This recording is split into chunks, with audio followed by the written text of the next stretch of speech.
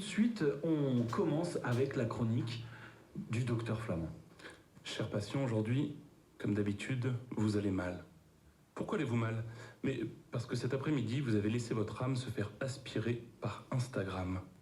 Vous avez vu les images magnifiques que des influenceurs ont partagées pour votre plus grand plaisir.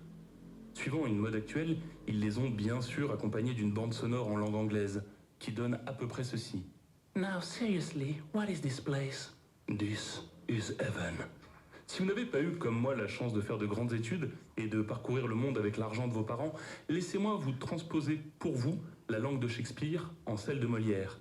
Non, sérieusement, c'est quoi cet endroit? Ça, c'est le paradis. Cher patient, malgré votre foi possiblement faiblarde, vous avez été obligé de reconnaître que les photos qui défilaient sous vos yeux étaient effectivement fort proches de l'image que vous en faites du jardin d'Éden. Eau turquoise en Indonésie, explosion de soleil en Italie, bouleversante puissance du fleuve Colorado.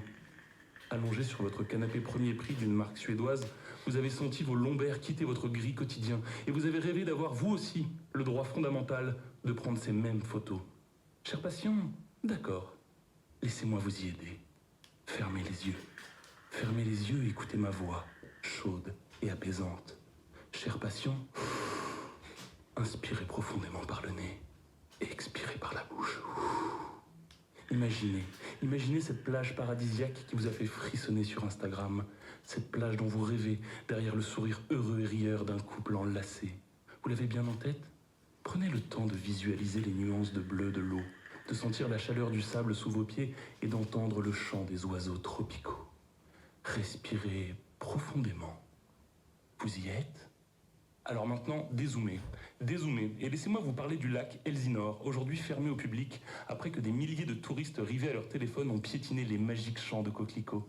Laissez-moi vous parler des files d'attente de plusieurs heures pour un selfie au bord d'une falaise en Norvège. Laissez-moi vous parler des centaines de canettes, de bouteilles de crème solaire et autres déchets abandonnés dans les champs de lavande en Provence.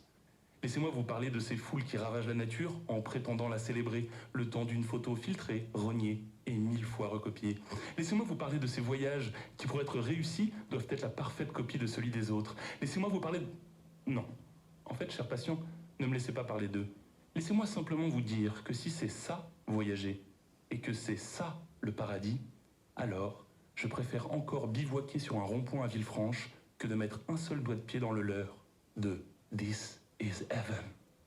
Cher patient, l'humain me surprendra toujours par sa capacité à transformer le sublime en immonde en un claquement de doigts, en un claquement de clic. Mais rassurez-vous, cher patient, je ne suis pas là pour vous donner des envies d'ablation cardiaque artisanale sur le prochain influenceur que vous allez croiser. Je suis là pour l'ordonnance. Comme toujours, commençons par une proposition d'écriture. Racontez-moi, racontez-vous un souvenir de voyage. Qu'importe la distance ou l'exotisme de la destination, choisissez ce qui pour vous fut un véritable moment de vie, loin de votre quotidien. Parlez-nous du lieu, des gens qui vous entourent. Parlez-nous des odeurs, des sons et des couleurs. Posologie, récit authentique, première personne et écriture à la main, à la manière d'un carnet de voyage. N'hésitez pas à ajouter des croquis si vous le souhaitez. Ensuite, un conseil de lecture. Un voyage dans le temps cette fois-ci. Armé de Azincourt par temps de pluie, de Gentelet, foncez au cœur d'une des plus célèbres batailles entre la France et l'Angleterre.